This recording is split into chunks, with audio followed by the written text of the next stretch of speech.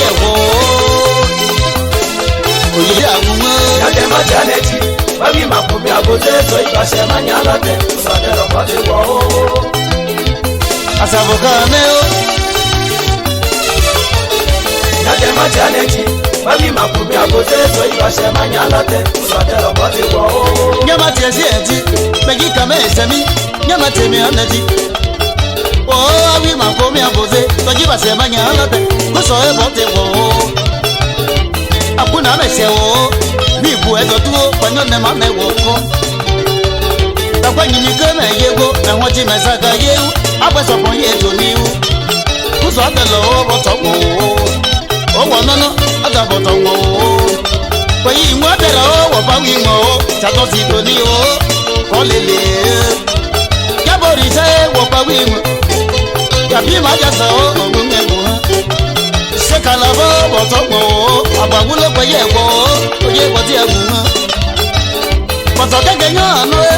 àti àmánú ọba ó jẹ́mú jẹba jẹ́ àpamọ́ ó alàgẹ́gẹ́ àlìsàn ẹ́ wọ̀tọ́ yẹ mọ́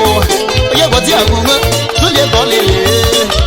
àwọn máa ti tẹ̀ ọ́ wọ̀wẹ́ náà wẹ̀ náà ilé àtàgé nẹ̀ ó alẹ́ wọ́tọ̀ wò ó yí bá dé bá wọ̀ ó má jà wọ̀ ó ilé àtàgé nẹ̀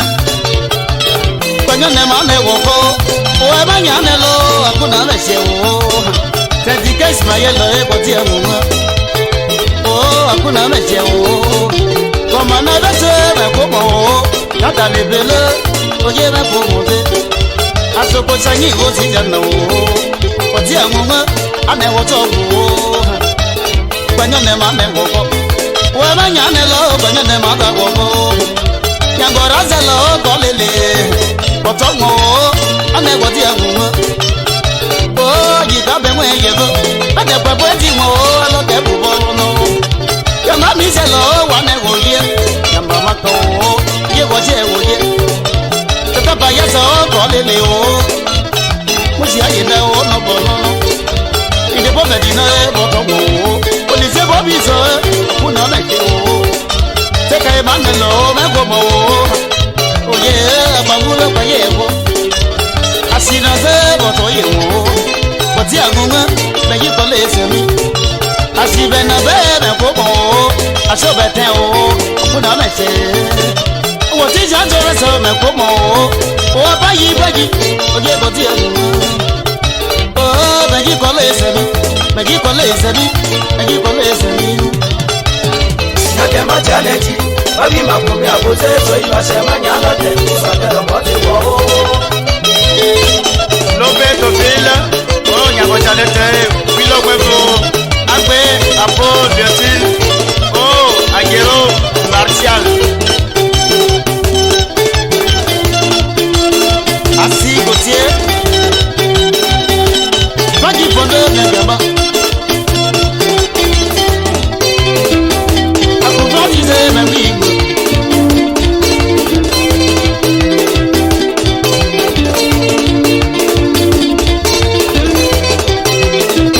Aguatele sipo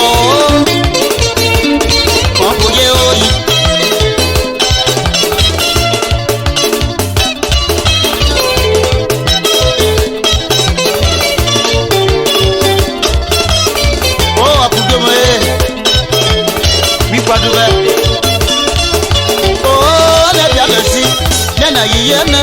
nena wabane oha ya o azigo bobo eme oha atoko sangine sijana o komo obe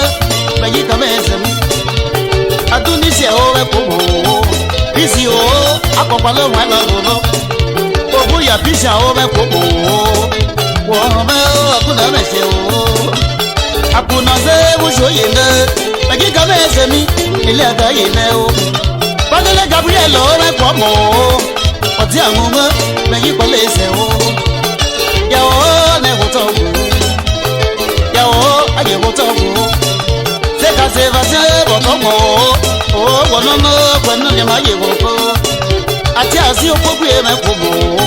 ka te village le me yi ko le se mi dada ko lo e bo ti egun mo o si ana sa si o ane ko le le akisi ari o me kwa ye wo o se me bi lete ye ko le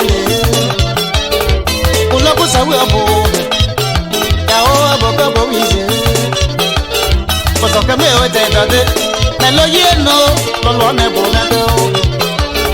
tinga fwe ma le se o lo lo ne bo o me wi we ye o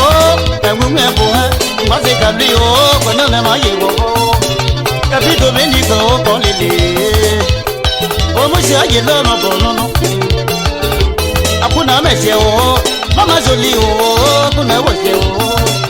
jabo ya le we wo te bu ye agi kata ese mi o agbe ma na le o wi te ju gbe bobo aseto o ide so e bon ye hu no ama ku Joseph o mo se aye na wo ta bi o se kuna me se o yaga ma te me se di agi ka me se bi akuna me se o ama ku Joseph o me ko mo oye ba me mu awaza marie ko lele metre sopolo me ko mo ayi wo ja mario me ko mo bote me bi lete me yi ko le se ni ya ke ma challenge babi makomi abote so iba se manya late